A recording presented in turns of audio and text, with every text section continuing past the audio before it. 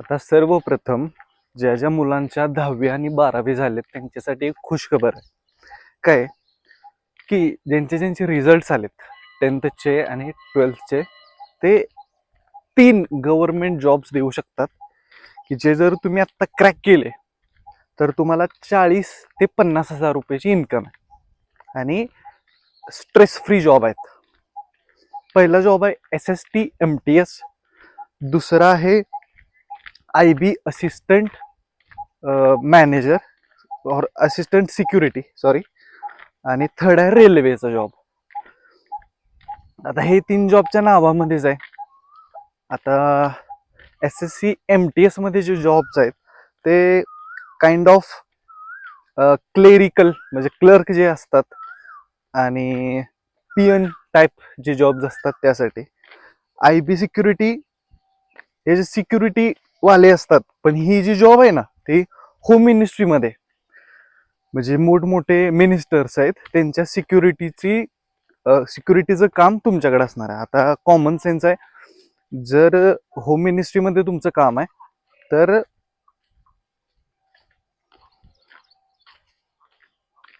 तुमची हाईट मोठी पाहिजे, पोलिसासारखं तुमचं फिजिक पाहिजे. ते लागत नाही का छाती 46 इंचची काय तर, पुन्हा हाईट, वजन, ह्या सगळ्या कॅटेगरीमध्ये तुम्ही बसला पाहिजे. आणि लास्ट येते ती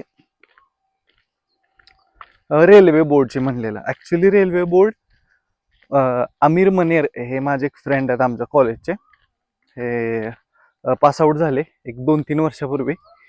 आणि त्यांचा ज्यावेळी मी पॉडकास्ट घेत होतो त्यावेळी ते मला म्हणाले की मी 2 वर्ष पुण्यामध्ये होतो रेल्वे जॉबसाठी प्रिपरेशन करत होतो म्हणाले. मी विचारलं सोडलं का, तर ते म्हणाले की घरचा प्रॉब्लेम होता म्हणून. अदरवाईज त्या वर्षी ज्या वर्षी ते निघाले त्या वर्षी एक्झाम निघत होती त्यांची, त्यांनी पोस्ट सिक्युअर केली असते. सो एवढे इझी जॉब आहेत ते, म्हणजे खूप साऱ्या लोकांना हे माहीत नाहीत.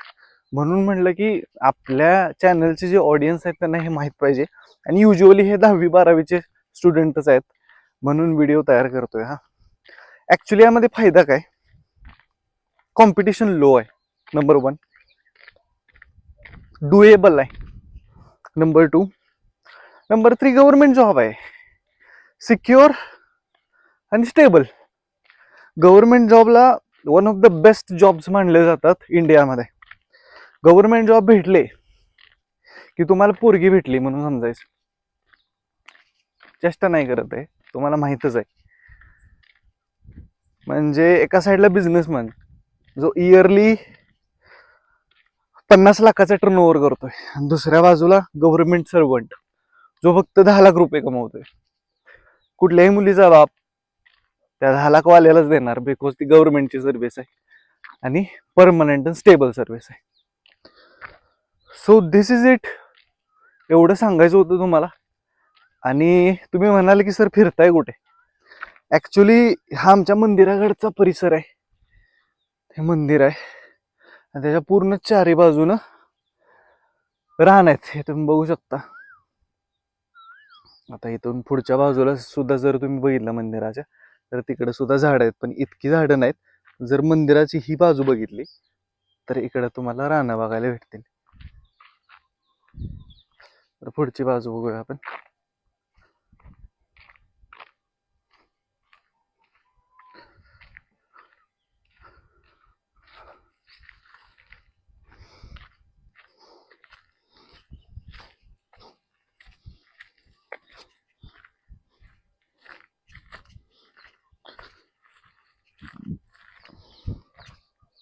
हा चेंबर आहे आमचा आणि काही व्ह्यू. ऍपल मध्ये इतका क्लिअरली व्ह्यू येतो ना, बघताना एकदम सोनं वाटतं. कसलं भारी दिसते बघा जरा.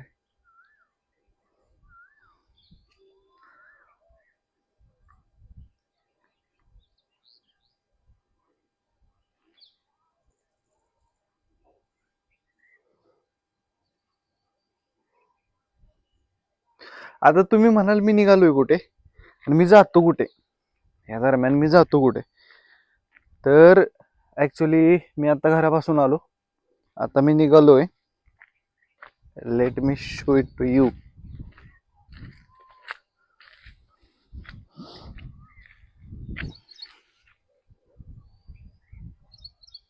आपल्याला तिथं जायचंय. ओके, तिथं का जातो? खूप पीस वाटतं तिथं, रिलॅक्सेशन आहे तिथं. झाडं पण तुम्हाला 2 मोठे दिसत असतील बघा.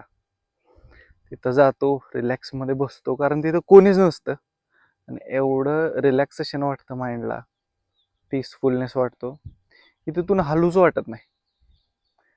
एवढी भारी भारी जागा आहे ती. तिथे गेल्यानंतर मी तुम्हाला आजूबाजूचा परिसराचा एक शॉट घेऊन दाखवतो, म्हणजे तुम्हाला समजेल किती कामिंग ती प्लेस आहे. तर चला जाऊया त्या डेस्टिनेशन वरती.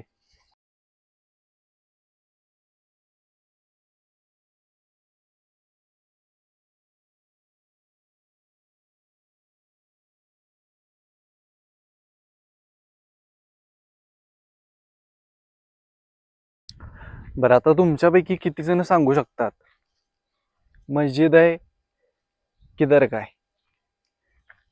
कमेंट करून सांगा. आता मी तुम्हाला जरा आजूबाजूचा इलाका दाखवतो. मी याला पीसफुल एरिया का म्हणलं?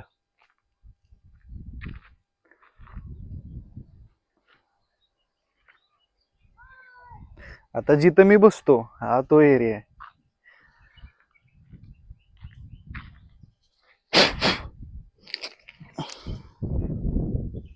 इफ यू सी, चारी बाजूला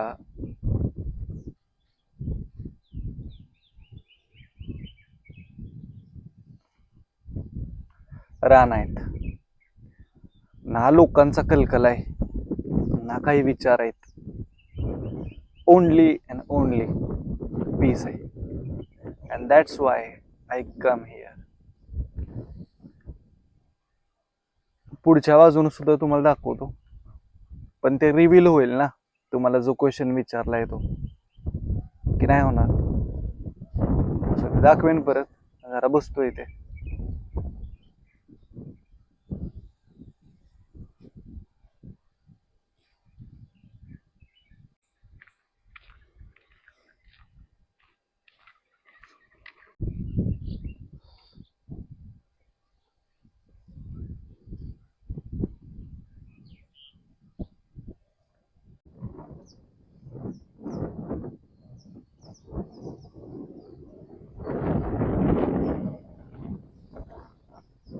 आता तुम्हाला तिथं आमचं मंदिर दिसत असेल, भैरवनाथाचं. एक गोष्ट या 2 गावामध्ये कॉमन आहे. आता ते जे गाव आहेत ते केसे आहे, ओके, जिथं आम्ही राहतो.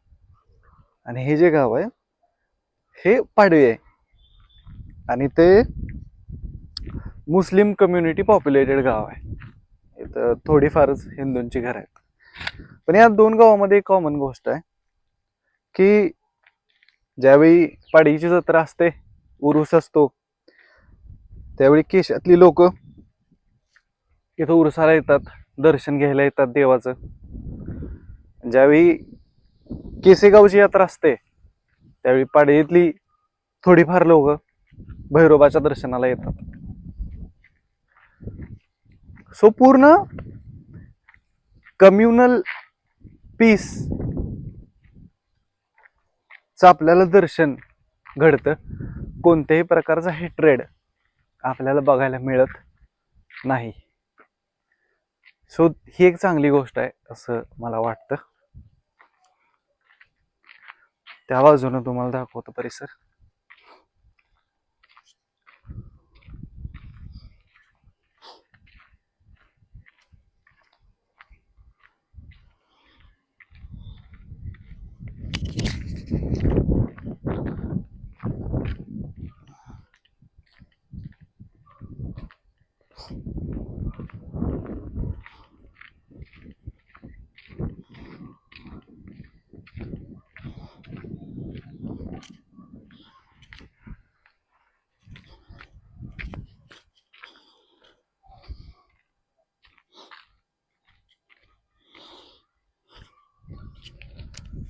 खूप जुन्या टाइमच्या आठवणी या जागेशी पुन्हा पुढे एक तिथं तुम्हाला दिसत असेल बघा, तिथं तिथं एक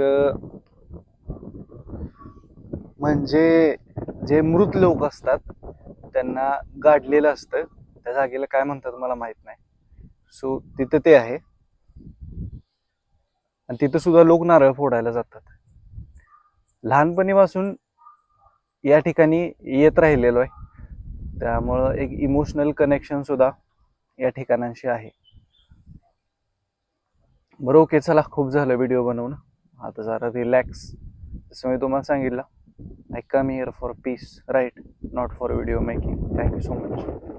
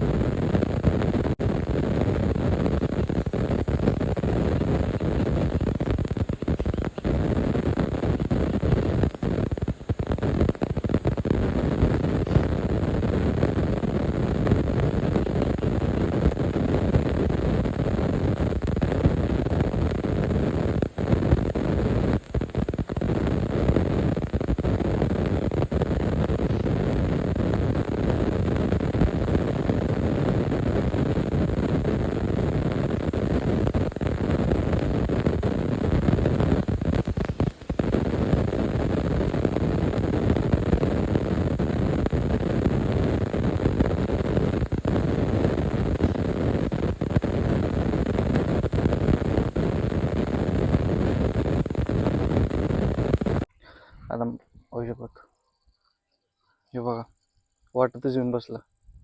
मला वाटायला लागली आता भीती, कारण मला जायचंय त्याच रस्त्यानं आणि त्यांची पूर्ण फौज तिथे येऊन बसले. कसं जायचं? तर बघा, तिथेच खात बसलाय.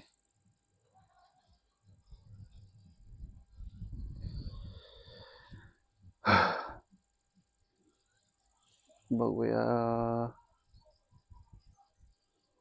मला लागल्या भीती वाटायला आता. इतर वेळी स्टे स्ट्रॉंग म्हणणं सोपं असतं, नाही पण जाणार तर त्याच रस्त्यानं. तुम्हाला माहित आहे, माकडे कानाखाली देतात. माझ्या मामाच्या गावात हा इन्सिडेंट झाला होता. तो येटवून दाखवायचा माकडांना, ते खाली उतरणं दिली त्यानं कानपाड. माझ्यासोबत असं काही न व्हावं एवढीच प्रार्थना आहे. जसं मी तुम्हाला प्रॉमिस केले, मी त्याच रोडनं जाणार. And I never break promises.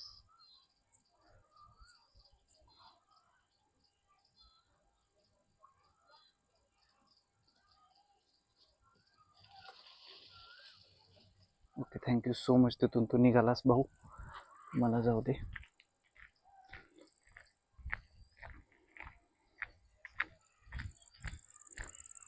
जातो इथून.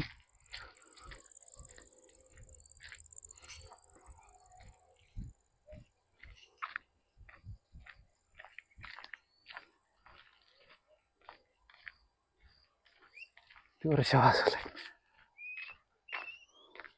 मग त्यांच्याकडे न बघता जायचं, मग ते जास्त ॲग्रेसिव्ह होत नाहीत.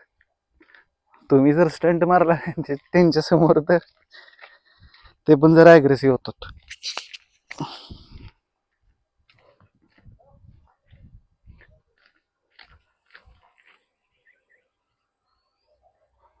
कुठे गेलं ते माकड?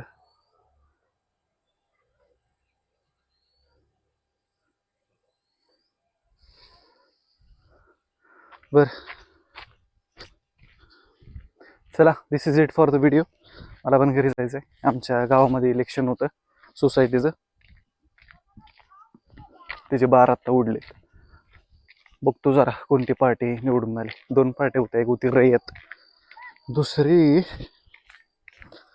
बाळासाहेब पाटील आणि अतुल बाबा यांचा युती होती, ते होते. तिचं नाव मला आठवण झाले. रिझल्ट सांगतो तुम्हाला घरी गेल्यानंतर बघून. ओके.